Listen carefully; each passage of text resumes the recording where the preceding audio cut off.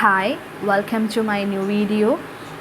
ഇഗ്നോ യൂണിവേഴ്സിറ്റിയുടെ MA സോഷ്യോളജിയുടെ ക്ലാസ്സുകളാണ് നമ്മൾ എടുക്കുന്നത്. MA സോഷ്യോളജിയിൽ നിങ്ങൾക്ക് 4 പേപ്പറാണ് മൊത്തം പഠിക്കാനുള്ളത്. അതിൽ MSO 001 സോഷ്യോളജിക്കൽ തിയറീസ് ആൻഡ് കൺസെപ്റ്റാണ് നമ്മൾ ഇന്ന് ഡിസ്കസ് ചെയ്യുന്നത്. അത് ബ്ലോക്ക് 1 അപ്രോച്ചിങ് ടു സോഷ്യോളജിക്കൽ തിയറിയിൽ unit 1 social theory and context, അതാണ് നമ്മളിന്ന് ഡിസ്കസ് ചെയ്യാൻ പോകുന്ന യൂണിറ്റ്. അതിനു മുന്നേ നമ്മൾ ടെക്സ്റ്റ് ബേസ് ചെയ്തുകൊണ്ട് തന്നെയാണ് ഈ ക്ലാസ്സുകൾ എടുക്കുന്നത്. ടെക്സ്റ്റിലെ എല്ലാ കണ്ടൻസും നമ്മളിതിൽ ഉൾപ്പെടുത്തിയിട്ടുണ്ട്. ഒരുപാട് വൈഡായിട്ടുള്ള നോട്ടും അല്ല, എന്നാൽ ഒരുപാട് ക്യാപ്സ്യൂൾ സൈസിലുള്ള നോട്ട്സും അല്ല നമ്മൾ പ്രൊവൈഡ് ചെയ്യുന്നത്. കാരണം നമുക്കറിയാം, നമ്മുടെ എക്സാംസിന് അത്യാവശ്യം എഴുതാനുണ്ടാവും. അപ്പോൾ ഒരുപാട് ക്യാപ്സ്യൂളായിട്ട് നമ്മൾ നോട്ടുകൾ പഠിച്ചു വെച്ച് കഴിഞ്ഞാൽ നമുക്ക് അത് എഴുതാൻ പറ്റിക്കോളണം എന്നില്ല. കുറച്ചെങ്കിലും നമുക്ക് ആ കാര്യത്തെക്കുറിച്ച് നമുക്ക് അറിവുണ്ടെങ്കിലേ നമ്മൾക്ക് അത് എഴുതാൻ പറ്റുള്ളൂ. സോ നമ്മൾ ഒരുപാട് ക്യാപ്സ്യൂളായിട്ട് നോട്ടുകൾ പഠിച്ചു വെച്ചാൽ നമുക്കത് എക്സാം എഴുതുന്ന സമയത്ത് ഭയങ്കര ബുദ്ധിമുട്ടായിരിക്കും. നമ്മൾ ഹയർ എഡ്യൂക്കേഷനാണ്, നമ്മൾ PG ആണ് പഠിക്കുന്നത്. ആ ഒരു ക്വാളിറ്റി നമ്മൾ മെയിൻറ്റെയിൻ ചെയ്താലാണ് നമുക്കതിൻ്റെ മാർക്കും സ്കോർ ചെയ്യാൻ പറ്റുള്ളൂ. സോ നമുക്കിതിൻ്റെ കൂടെ തന്നെ നോട്ട്സും കിട്ടുന്നുണ്ട്. ഒരുപാട് വൈഡല്ലാതെ അത്യാവശ്യം കാര്യങ്ങളൊക്കെ അടങ്ങിയിട്ടുള്ള വിത്ത് മലയാളമായിട്ടുള്ള നോട്ട്സാണ് നമ്മൾ പ്രിപ്പയർ ചെയ്യുന്നത്. അതും നമുക്ക് ഇതിൻ്റെ കൂടെ തന്നെ പ്രൊവൈഡ് ചെയ്യുന്നുണ്ട്. So without much delay, let's get it start the video. Social theory and it's context, അതാണ് നമ്മുടെ യൂണിറ്റിൻ്റെ പേര്. ഈ യൂണിറ്റിൽ നമ്മൾ പ്രധാനമായിട്ടും ചർച്ച ചെയ്യുന്നത് prominence of socialism, individual versus collectivity, അതുപോലെ തന്നെ കുറച്ച് തിയറിസ്റ്റും അവരുടെ ഐഡിയോളജീസും. ഇതൊക്കെയാണ് നമ്മൾ ഈ ഒരു ചാപ്റ്ററിൽ ചർച്ച ചെയ്യുന്ന ഭാഗങ്ങൾ. What is sociological theory? Sociological theory is a way to understand and explain how society works and why people behave in certain ways with it. അതായത് ഒരു സമൂഹത്തിലെ എങ്ങനെ ആളുകൾ പ്രവർത്തിക്കുന്നുവെന്നും ആളുകൾ അതിനുള്ളിൽ ചില പ്രത്യേക രീതികൾ പെരുമാറുന്നത് എന്തുകൊണ്ടാണെന്നും മനസ്സിലാക്കാനും വിശദീകരിക്കാനുമുള്ള ഒരു മാർഗമാണ് സോഷ്യോളജിക്കൽ തിയറി എന്ന് പറയുന്നത്. Social structures, relationships and patterns, like why people follow certain rules, how social classes form and how different cultures interact. എന്തുകൊണ്ടാണ് ആളുകൾ ചില നിയമങ്ങൾ പാലിക്കുന്നത്, സാമൂഹിക ക്ലാസുകൾ എങ്ങനെ രൂപപ്പെടുന്നു, അല്ലെങ്കിൽ വ്യത്യസ്ത സംസ്കാരങ്ങൾ എങ്ങനെ ഇടപെടുന്നു എന്നിങ്ങനെയുള്ള സാമൂഹിക ഘടനകൾ, ബന്ധങ്ങൾ, പാറ്റേണുകൾ എന്നിവയാണ് സോഷ്യോളജിക്കൽ തിയറി. ഏറ്റവും എളുപ്പത്തിൽ പറയുകയാണെങ്കിൽ it's A set of ideas and perspectives that help us make sense of social life and understand the reasons behind social issues and human behavior in groups.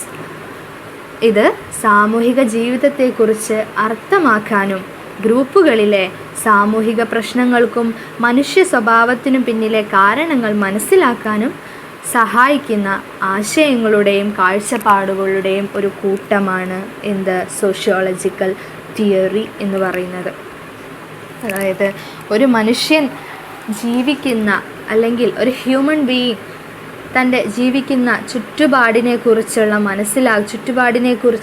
മനസ്സിലാക്കാനും അവനെ ജീവിക്കാൻ പ്രേരിപ്പിക്കുന്നതുമായിട്ടുള്ള ഒരുപാട് വാല്യൂസും കാര്യങ്ങളും ഒക്കെ ഉണ്ടാവും. അതൊക്കെ കുറിച്ച് എങ്ങനെയാണ് അതൊക്കെ രൂപീകൃതമായത്, എങ്ങനെയാണ് അതൊരു മനുഷ്യനെ വാർത്തെടുക്കുന്നത്, ഒരു മനുഷ്യ സ്നേഹിയായി അല്ലെങ്കിൽ ഒരു സോഷ്യൽ ബീയിങ് ആയി അവനെ മാറ്റിയെടുക്കുന്നത് എന്നുള്ള കാര്യങ്ങളൊക്കെയാണ് സോഷ്യോളജിക്കൽ തിയറി എന്നതിലൂടെ അർത്ഥമാക്കുന്നത്.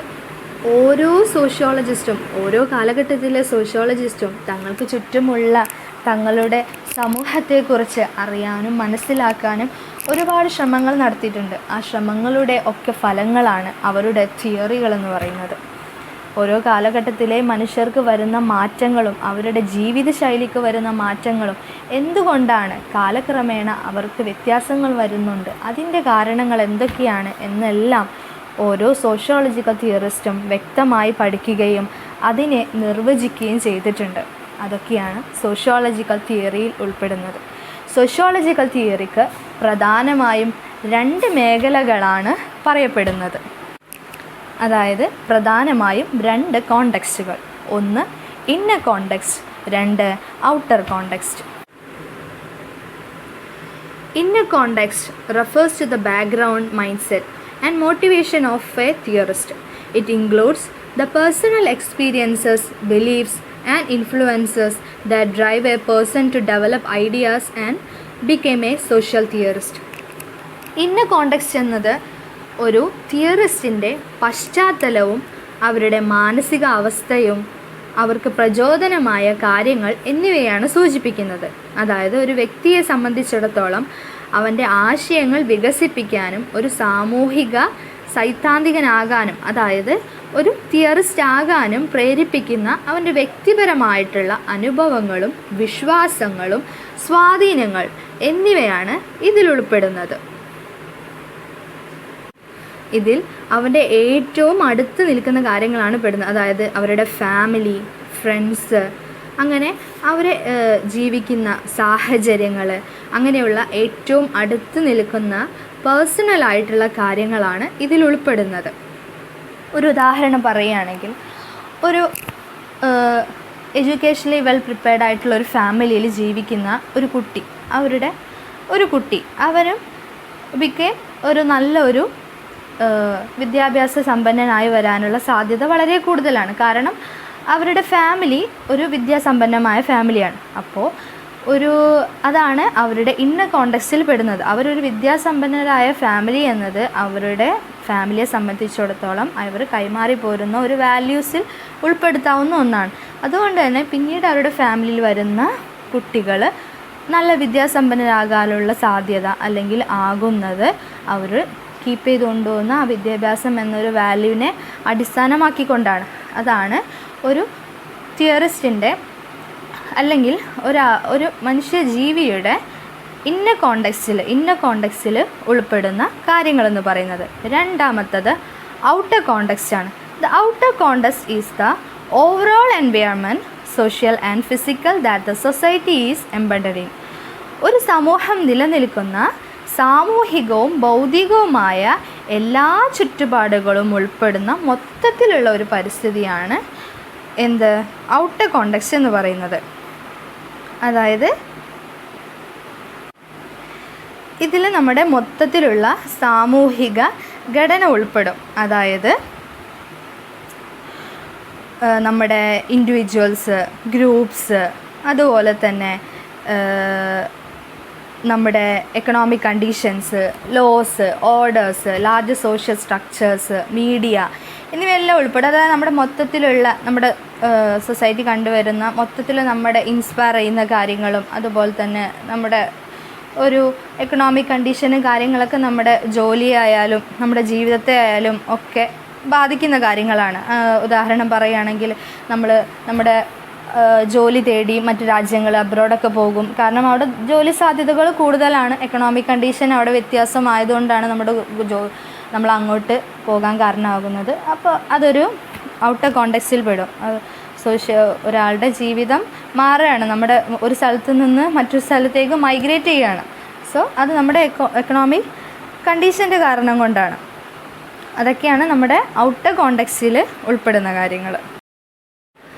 അടുത്തത് നമ്മുടെ സോഷ്യോളജിയുടെ വളർച്ചയ്ക്ക് കാരണമായിട്ടുള്ള 2 പ്രധാനപ്പെട്ട റെവല്യൂഷൻസിനെ കുറിച്ചാണ് നമ്മൾ നോക്കുന്നത്. ഇത് നമ്മുടെ ടെക്സ്റ്റിൽ ഷോർട്ടായിട്ട് കൊടുത്തിട്ടുണ്ട്. നമുക്ക് അതെന്താണെന്നൊന്ന് നോക്കാം. First one is French revolution.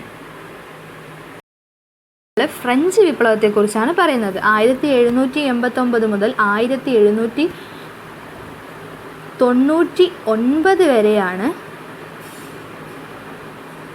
ഫ്രാൻസിലെ ആധികാരികമായ സാമൂഹിക, രാഷ്ട്രീയ, സാമ്പത്തിക വ്യവസ്ഥകളെ പൂർണ്ണമായും മാറ്റിമറിച്ച ചരിത്ര സംഭവമാണ് ഫ്രഞ്ച് വിപ്ലവം.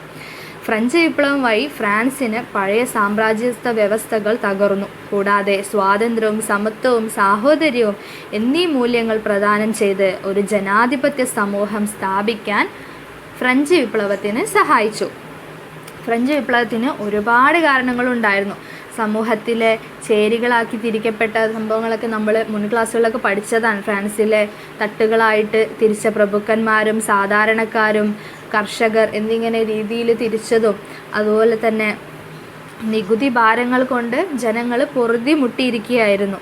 അതുപോലെ രാജാവിനും പ്രഭുക്കന്മാർക്കും മാത്രമായിരുന്നു അധികാരം ഉണ്ടായിരുന്നത്. സാധാരണ ജനങ്ങളുടെ സ്വാതന്ത്ര്യം ഇല്ലാത്തൊരവസ്ഥയായിരുന്നു ഫ്രാൻസിൽ നിലനിന്നിരുന്നത്. ഈ ഒരു സമയത്തായിരുന്നു Jean Jacques Rousseau, Voltaire, Montesquieu എന്നീ ചിന്തകർ ജനാധിപത്യവും വ്യക്തി സ്വാതന്ത്ര്യവുമാണ് ഏറ്റവും പ്രധാനപ്പെട്ടതെന്ന് പറഞ്ഞുകൊണ്ട് പ്രബോധനം ചെയ്ത് വിപ്ലവത്തിന് പ്രചോദനം നൽകിയത്. അതിൻ്റെ ഫലമായിട്ട് ഫ്രഞ്ച് വിപ്ലവം വളരെയധികം അക്രമാസക്തമായ അല്ലെങ്കിൽ പ്രചോദനാത്മകമായ ഒരു രീതിയിലേക്ക് സാധാരണക്കാരെ നയിക്കുകയും ചെയ്തിട്ടുണ്ട്. സമൂഹത്തിന്, അതായത് സാധാരണ സമൂഹത്തിന് വളരെ പ്രാധാന്യം കൊടുത്തുകൊണ്ടുള്ള ഒരു വിപ്ലവമായിരുന്നു ഫ്രഞ്ച് വിപ്ലവം. ഈ ഒരു ഫ്രഞ്ച് വിപ്ലവം തന്നെയാണ് സോഷ്യോളജിയുടെ ഉദയത്തിന്, ദ റൈസ് ഓഫ് സോഷ്യോളജി എന്ന് വേണമെങ്കിൽ പറയാം, ഉദയത്തിന് കാരണമായിട്ടുള്ള ഒരു പ്രധാനപ്പെട്ട സംഭവങ്ങളിൽ ഒന്ന് ഫ്രഞ്ച് വിപ്ലവമായിരുന്നു എന്ന് പറയുന്നതിൻ്റെ കാരണം. സമൂഹത്തെക്കുറിച്ച്, അതുപോലെ സമൂഹത്തിൻ്റെ മാറ്റങ്ങളെക്കുറിച്ച് ഗൗരവത്തോടെ പഠിക്കാൻ പുതിയൊരു ശാസ്ത്രത്തിൻ്റെ ആവശ്യം വേണമെന്ന് അവർ വാദിച്ചു. സാമൂഹിക ഘടനയും ബന്ധങ്ങളും സമൂഹത്തിലെ പ്രതിസന്ധികളും എന്നിവയെക്കുറിച്ച് പഠിക്കുകയും മനസ്സിലാക്കുകയും ചെയ്യുക എന്ന ലക്ഷ്യത്തോടെ സമൂഹശാസ്ത്രം എന്ന ശാസ്ത്രം രൂപപ്പെട്ടു. ഇക്കാലത്ത് Auguste Comte, Emile Durkheim, Max Weber തുടങ്ങിയവർ സമൂഹത്തെ ശാസ്ത്രീയമായി പഠിക്കാൻ ശ്രമിക്കുകയും സമൂഹശാസ്ത്രത്തിൻ്റെ പിതാക്കളായി അവരെ വാഴ്ത്തപ്പെടുകയും ചെയ്തു. ഫ്രഞ്ച് വിപ്ലവം വഴിവെച്ച പുതിയ ചിന്തകൾ സാമൂഹിക നീതി, സ്വാതന്ത്ര്യം, സമത്വം എന്നിവയെ പ്രോത്സാഹിപ്പിച്ചു. ഇതുമൂലം സമൂഹത്തെ ഗൗരവത്തോടെ പഠിച്ച് അതിനെ പുതിയ രീതിയിലേക്ക് പഠിക്കാൻ ശ്രമിക്കുന്ന സമൂഹശാസ്ത്രത്തിൻ്റെ വളർച്ചയ്ക്ക് ദിശയായിട്ട് മാറുകയായിരുന്നു ആ ഒരു കാര്യം ചെയ്തത്. അടുത്തത് ഇൻഡസ്ട്രിയൽ റവല്യൂഷനാണ്, അതായത് വ്യവസായ വിപ്ലവം. 18-ാം നൂറ്റാണ്ടിൽ ആരംഭിച്ച് 19-ാം നൂറ്റാണ്ട് വരെ നീണ്ടുനിന്ന ഒരു വലിയ മാറ്റകാലമാണ് വ്യവസായ വിപ്ലവം എന്ന് പറയുന്നത്. ഇത് ആരംഭിച്ചത് UK-യിലാണ്, പിന്നീട് അത് യൂറോപ്പിലുടനീളം, അതിനുശേഷം ലോകമെമ്പാടുമുള്ള രാജ്യങ്ങളിലേക്ക് ഈ ഒരു ഇൻഡസ്ട്രിയൽ റവല്യൂഷൻ വ്യാപിച്ചു എന്നാണ് പറയുന്നത്. ഈ കാലഘട്ടം നമുക്ക് പരിചിതമായ ആധുനിക വ്യവസായ ലോകത്തിൻ്റെ ഒരു തുടക്കത്തിന് കാരണമായിട്ടുണ്ട്. വ്യാവസായിക വിപ്ലവം എന്ന് പറയുന്നത് അവിടെ പുതിയ യന്ത്രങ്ങളും സാങ്കേതിക വിദ്യകളും ചരക്കുകൾ നിർമ്മിക്കുന്ന രീതിയെ മാറ്റിമറിച്ചു. ഫാക്ടറികൾ ചെറിയ വർക്ക്ഷോപ്പുകൾ മാറ്റി ആളുകൾ ജോലിക്കായി ഗ്രാമപ്രദേശങ്ങളിൽ നിന്ന് നഗരങ്ങളിലേക്ക് കുടിയേറാൻ തുടങ്ങി. ഈ ഒരു മാറ്റം വേഗത്തിലും ഉൽപാദനത്തിലും സാമ്പത്തിക വളർച്ചയ്ക്കും ദൈനംദിന ജീവിതത്തിലെ കാര്യമായ മാറ്റങ്ങൾക്കും കാരണമായി.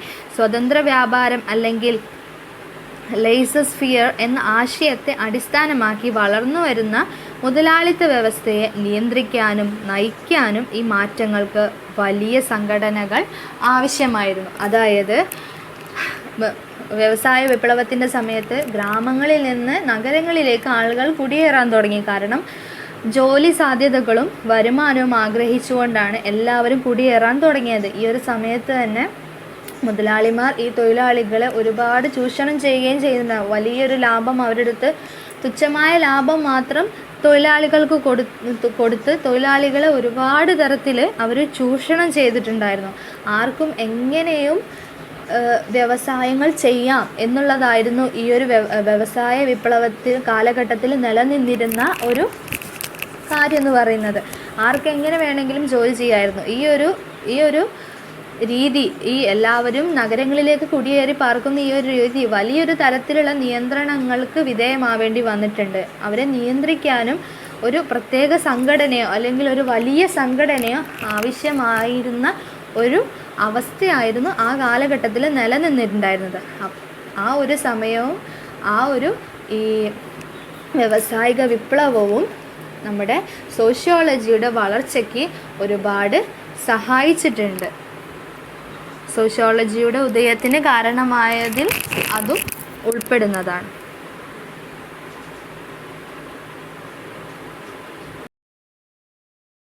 പ്രൊമിനൻസ് ഓഫ് സോഷ്യോളജിയിൽ എൻലൈറ്റ്മെൻറ്റിനെ കുറിച്ച് പറയുന്നുണ്ട്. ദ ഏജ് ഓഫ് എൻലൈറ്റ്മെൻറ്റ് വിശദീകരിച്ച് പറയുന്നുണ്ടെങ്കിലും അതിനെക്കുറിച്ച് എന്താണെന്ന് നമുക്ക് ചെറുതായിട്ടൊന്ന് നോക്കാം.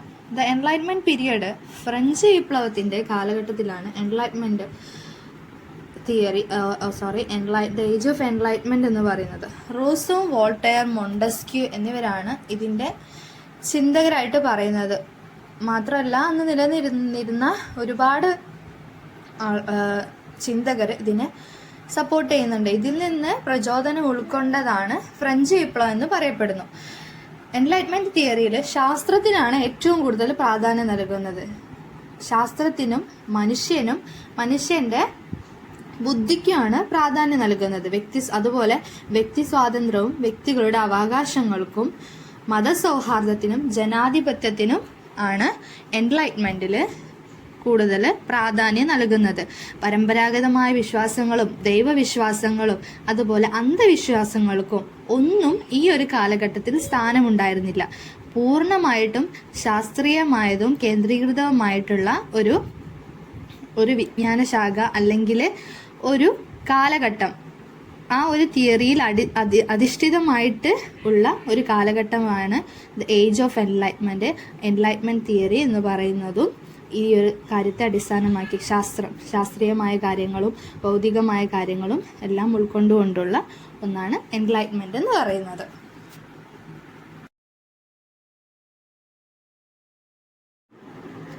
അടുത്തത് ഇൻഡിവിജ്വൽസ് വേഴ്സസ് കളക്ടിവിറ്റി. ജ്ഞാനോദയത്തിൻ്റെ ചിന്തകർ, അതായത് എൻലൈറ്റ്മെൻറ്റിൻ്റെ തിങ്കേഴ്സ് ഇൻഡിവിജ്വൽസിനാണ് പ്രാധാന്യം നൽകുന്നത് എന്ന് നമ്മൾ പറഞ്ഞു. ഇൻഡിവിജ്വൽസിനും അവരുടെ ചിന്തകൾക്കുമാണ് പ്രാധാന്യം നൽകുന്നതെന്ന് പറഞ്ഞു. ഇവരോട് എതിർക്കുന്ന ആൾക്കാർ കളക്ടിവിറ്റിക്കാണ് പ്രാധാന്യം നൽകിയിട്ടുണ്ടായിരുന്നത്. അഥവാ while enlightenment thinkers focused on the importance of individual, enlightenment thinkers വ്യക്തിയുടെ പ്രാധാന്യത്തിന് ശ്രദ്ധ കേന്ദ്രീകരിക്കുമ്പോൾ those who disagreed with them wanted to focus on the collectivity. അവരോട് വിയോജിക്കുന്നവർ കൂട്ടായ്മയിൽ അല്ലെങ്കിൽ ഒരു കമ്മ്യൂണിറ്റിയിൽ ശ്രദ്ധ കേന്ദ്രീകരിക്കാൻ ആഗ്രഹിച്ചു.